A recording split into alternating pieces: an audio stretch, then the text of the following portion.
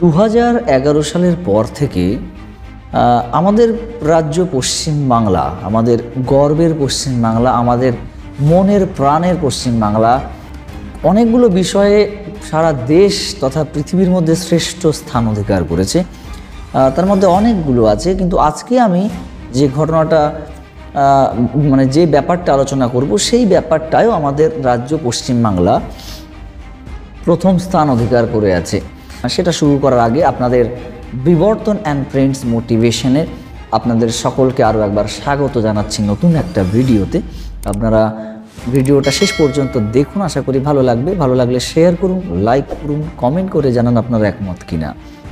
বিষয়টা হচ্ছে যেটার কথা আমি বলছিলাম, যে শ্রেষ্ঠ স্থান অধিকার করার ব্যাপারটা আর কি। দেখবেন 2011 সালের পর থেকে আমাদের পশ্চিমবাংলায় এই প্রশ্ন লিক হয়ে যাওয়ার যে ব্যাপারটা, সেটা দেখবেন বহু বহু অংশে বেড়ে গেছে।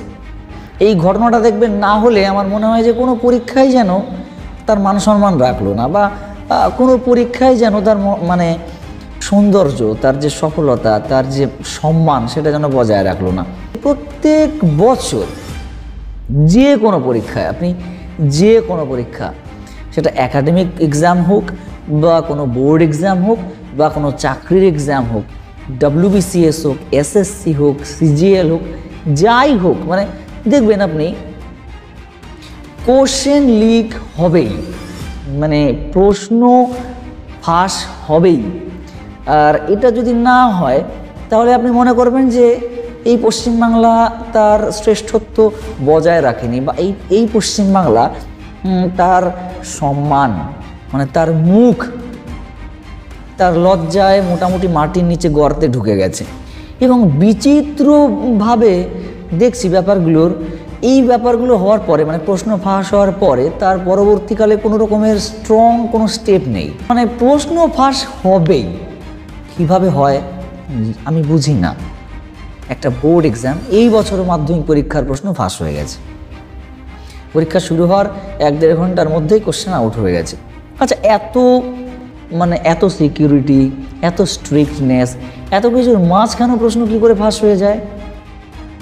বা যদিও যায়, তাহলে তারা কিভাবে ব্যাপারটাকে মাধ্যমিক পরীক্ষাটাকে দেখছে? একটা বোর্ড এক্সাম কি এতটা ইজি হয়ে গেছে? তাহলে এগুলো করার প্রয়োজনটা কী আছে? একবারে ডাইরেক্ট বললেই হয় যে কোনো পরীক্ষা হবে না, সবাই পাস, একদম গড়ে হরি বলে একটা ব্যাপার আছে না, সবাই পাস করে দিন সবাইকে। খারাপ কেন লাগে বলুন তো? না খেতে পাওয়া পরিবার থেকে, পিছিয়ে পড়া পরিবার থেকে মাথার ঘাম পায়ে ফেলা, পরিশ্রম করে যে বাবা মাগুলো তাদের ছেলে মেয়েদেরকে মানুষ করবে বলে পড়াচ্ছে না, এবং তারা যখন ভীষণ ভালোভাবে পড়াশুনো করে, তারপরেও যারা এই প্রশ্নগুলো ফাঁস হয়ে যাওয়ার কারণে ক্ষতিগ্রস্ত হয়, তাদের মেন্টালিটিতে আঘাত লাগে, তাদের রেজাল্টে ইম্প্যাক্ট পড়ে, তাদের ভাবনাগুলোতে ইম্প্যাক্ট পড়ে, সেগুলো খুব বাজে হয় অনুভূতিগুলো, জানেন? তো আমরা সেরকম পরিবার থেকে আসি তো। আর আমি গ্রামাঞ্চলে থাকি, এখানকার কিছু ছেলে মেয়ে দেখেছি আমি, কিছু ছেলে মেয়ে হেল্পের জন্য আসে পড়াশোনার ব্যাপারে, তাদেরকে হেল্প করি। তো এই ব্যাপারটা নিয়ে তো দেখি, তাদের সত্যি মনোবলে ভীষণ আঘাত লাগে, বিশ্বাস করুন। তো মানুষের ইচ্ছা শক্তি নিয়ে, মানুষের আবেগ নিয়ে আমার মনে হয় না এভাবে খেলা উচিত। সরকারের যথেষ্ট ক্ষমতা রয়েছে, সরকার যদি মনে করে এই সমস্ত কিছু বন্ধ করা যায়, তো এগেইন আমার অদ্ভুত লাগে ব্যাপারটা, আমার ভীষণ বিকট লাগে, বিশ্বাস করুন। তো যাই হোক, আমরা শ্রেষ্ঠ স্থানে আছি। প্রশ্ন ফাঁসের নাম হলেই আপনি পশ্চিমবাংলার নাম পাবেন, সেটা যে পরীক্ষাতেই হোক। তো এইভাবে আমরা শ্রেষ্ঠত্ব অর্জন করতে চলেছি। আগে একটা কথা ছিল, আর আমাদের সঙ্গে তো এখন অনেকগুলো ট্যাগলাইন আছে, এগিয়ে বাংলা, ঠিক আছে? তো এইরকম আমরা অনেক কিছুতে এগিয়ে গেছি। এই প্রশ্ন ফাঁস হওয়াটাও তার মধ্যে একটা। What Bengal's thinks today, India will think tomorrow. এগুলো পড়ে আমরা বড় হয়েছি। খারাপ লাগে, ভীষণ খারাপ লাগে। শিক্ষা ব্যবস্থাটা যেভাবে, যে দিকে, যে গতিতে এগোচ্ছে, এবং যে দিকে এগোচ্ছে, যে জেনারেশনটা আমরা উপহার দিয়ে যাচ্ছি, এবং তাদের জন্য যে ব্যবস্থাপনা আমরা করে যাচ্ছি না, ভাবলে গা শিরশির করে। যাই হোক, আপনারা কি মনে করেন? আপনাদের কি মনে হয়? কমেন্ট করে জানান। ভিডিওটা কেমন লাগলো সকলের পরিচিতদের সঙ্গে শেয়ার করুন। সাপোর্ট, আপনাদের ভালোবাসা ভীষণ ভীষণ দরকার। এটা আমার জীবনের একটা নতুন জার্নি, তো আশা করি আপনারা পাশে থাকবেন।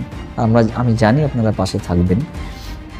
অনেকেই আমার ভিডিও দেখছেন, কিন্তু দেখছি আপনারা সাবস্ক্রাইব করছেন না। প্লিজ প্লিজ এটা করবেন না, খুব কষ্ট লাগে, একটা ভিডিও বানাতে ভীষণ ভীষণ পরিশ্রম হয়। চলুন দেখা হচ্ছে পরবর্তী ভিডিওতে, ততক্ষণ আপনারা সকলে ভালো থাকুন, সুস্থ থাকুন। জয় হিন্দ, বন্দে মাতরম। ধন্যবাদ।